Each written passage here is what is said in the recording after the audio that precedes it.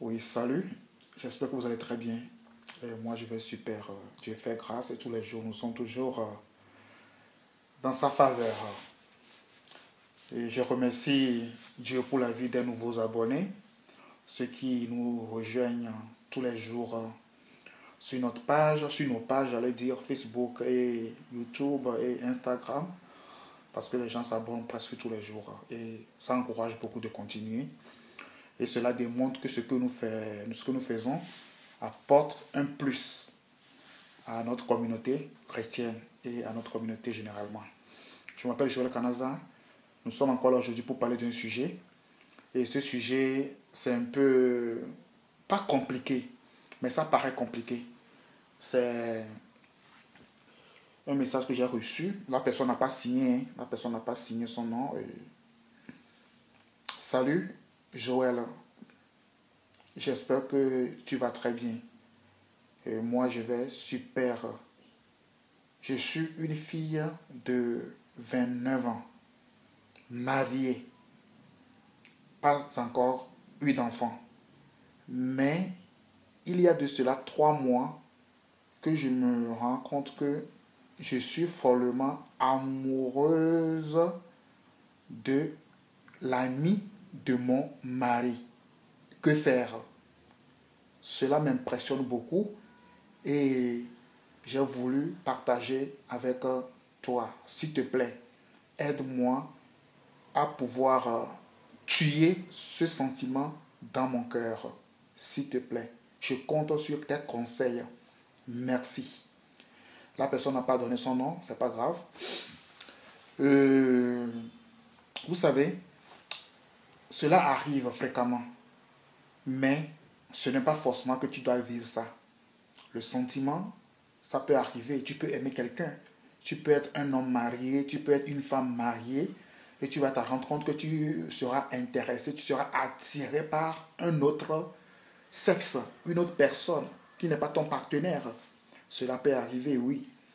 Mais laisse-moi te faire comprendre que tu dois savoir dans ta tête que tu es une femme mariée. C'est ça qui peut t'aider. Si tu étais dans des relations, dans des fiançailles, ça je peux comprendre. Mais tu t'es déjà mariée et tu t'en rends compte que tu es tombée amoureuse de l'ami de ton mari. C'est pire, hein? De l'ami de ton mari. Je ne sais pas quel conseil je peux vous donner, mais ce que moi, je pense vous donner comme conseil est de savoir comment penser en tant qu'une femme mariée. Parce que si tu es ou si vous êtes une femme mariée, il y a une manière de penser par rapport à votre vie, par rapport à votre couple, par rapport à votre famille. Mais si tu es ou si vous êtes une femme mariée et vous vous comportez comme si vous êtes une femme libre, cela va vous causer beaucoup d'ennuis et vous allez flirter avec beaucoup d'hommes sans savoir. Si tu es une femme mariée, tu dois mettre les limites par rapport à certaines choses que tu vis, certaines choses que tu vois même. Tu dois mettre la limite, les limites par rapport à ces choses-là. Sinon, tu ne peux jamais t'en sortir et tu vas dire que non, non, non, mais un jour, tu vas commencer par tromper ton mari. Et cela peut te causer beaucoup d'ennuis. Alors mon conseil pour vous, c'est le fait que vous revoyez votre mentalité, votre vision par rapport au mariage. Le mariage, c'est pour le meilleur et pour le pire. La Bible même nous conseille que la Bible comment appelle-t-on, ne conseille pas la débauche, ne conseille pas l'immoralité. Et la Bible est contre l'adultère. Alors, vous n'avez pas d'autre chose à faire hein, que de vous contenter de votre mari. Trouvez dans la vie de cet ami-là, de l'ami de ton mari-là, trouve en lui ce que tu aimes. Et tu mets ce dépôt dans la vie de ton mari. Et tu vas commencer par aimer ton mari. Cela démontre que tu n'as pas eu l'amour nécessaire à ton mari avant de l'épouser. Peut-être que tu t'es précipité, tu as fait le choix de ton mari, tu as fait le mariage. La fois passée, j'ai posté une pensée que maintenant j'ai commencé par poster maintenant les pensées qui s'appellent Sagesse Joël Kanaza. Je vais essayer de lire ça. Ça nous permettrait d'avoir plus d'idées. Et c'est plus cool comme ça, quoi. C'est une pensée que j'ai décidé de commencer par écrire des pensées presque tous les jours avec une pensée. Surtout ceux qui nous, comment l'appelle-t-on, nous accompagnent sur Facebook et Instagram ont toujours des pensées presque tous les jours. La pensée est la suivante, ou la citation est la suivante. Les femmes aiment pousser le temps quand elles ont un projet de mariage. Par contre, les hommes veulent arrêter le temps pour mieux s'informer du mariage. Les gens m'ont posé la question, Joël, qu'est-ce que cette pensée veut dire? Qu'est-ce que cette citation veut dire? Je veux dire par là que si une femme est amoureuse, elle ne pense pas trop beaucoup. Mais par contre, l'homme pense beaucoup. Une femme est vraiment excitée pour le mariage. Mais l'homme, certains hommes aussi sont vraiment excités. Mais d'autres hommes, la plupart d'hommes, aiment penser plus sur le mariage. C'est quoi le mariage? Qu'est-ce que je vais vivre dans le mariage? Quelles seront les conséquences positives, négatives du mariage? L'homme pense beaucoup à ça. Mais les femmes ne pensent pas trop à ça. Mais il y a certaines femmes aussi qui pensent à ça. Certaines femmes aiment plutôt pousser l'homme au mariage, au mariage. Je crois que cette pensée va pour vous qui m'avez envoyé le message. Comme je n'ai pas votre nom, je ne sais pas pourquoi vous n'avez pas signé, mais ce n'est pas grave. Alors, les femmes, avant de te marier, il faut penser, voir vraiment que tu aimes cet homme. C'est l'amour qui est le mariage. Ce n'est pas les sentiments seulement. Tu peux aimer quelqu'un, mais si tu n'es pas tombé amoureux ou tu n'es pas tombé amoureux de cette personne, tu auras des ennuis plus tard et tu auras des retombées négatives plus tard dans le mariage, comme le cas de cette sœur ou comme le cas de cette femme qui m'a envoyé le message. Allez dire, tu étais marié, tu es une femme légalement mariée, mais tu te rends compte que tu n'aimes plus ton mari. Tu aimes l'ami de ton mari. C'est grave. Si ton mari s'en rend compte, il peut te larguer.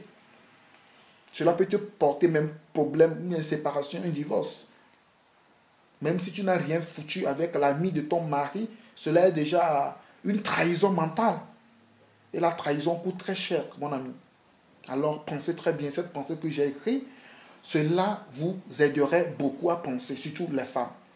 Si j'aime parler des femmes, les gens disent que non, Joël, pourquoi tu attaques toutes les femmes? Je n'attaque pas les femmes. Le constat est que la plupart de mes coachings, je reçois au moins 85% des femmes pendant mes coachings dans beaucoup de pays différents, de l'Afrique, en Europe et sur les États-Unis. Les gens me suivent et les gens posent des questions. Et la plupart des questions que je reçois sont des femmes. Alors, si tu veux te marier, il faut penser très bien. Il faut voir vraiment si c'est ce que tu veux. Il ne faut pas te marier parce que tes amis se marient. Il ne faut pas t'engager dans le mariage parce que tu es en train de voir ton âge passer. Sans aimer cette personne, je dis bien. Si tu es amoureuse de cette personne, tu sais que cette personne, si t'aime, pas de souci. Tu peux t'engager dans le mariage le temps que tu veux, pas de souci.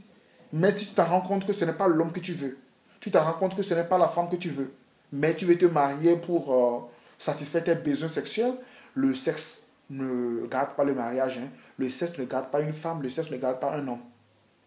Le sexe temporise les tensions de l'homme, mais ça ne garde pas une personne. C'est le comportement, c'est l'amour qui garde la personne. C'est pourquoi on dit que l'amour accepte tout, comme la Bible nous fait comprendre. L'amour accepte tout, supporte tout. Mais si tu n'aimes pas une personne, tu ne peux jamais supporter son comportement. Si la personne se comporte d'une manière, tu vas commencer par avoir 1000 pensées, ce qui ne peut pas t'aider. Alors ma soeur, mon conseil pour toi, tu as fait peut-être un mauvais choix, je ne sais pas trop, mais le mariage, c'est pour le meilleur, pour le pire, tu dois supporter. Moi, je dis souvent que tu peux rompre les fiançailles. Tu peux rompre les fiançailles. Tant de fois que tu veux. Personne ne va t'accuser.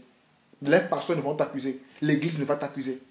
Mais le mariage, tu ne peux jamais rompre le mariage. Ce qui a été déjà scellé par Dieu, personne ne peut séparer cela.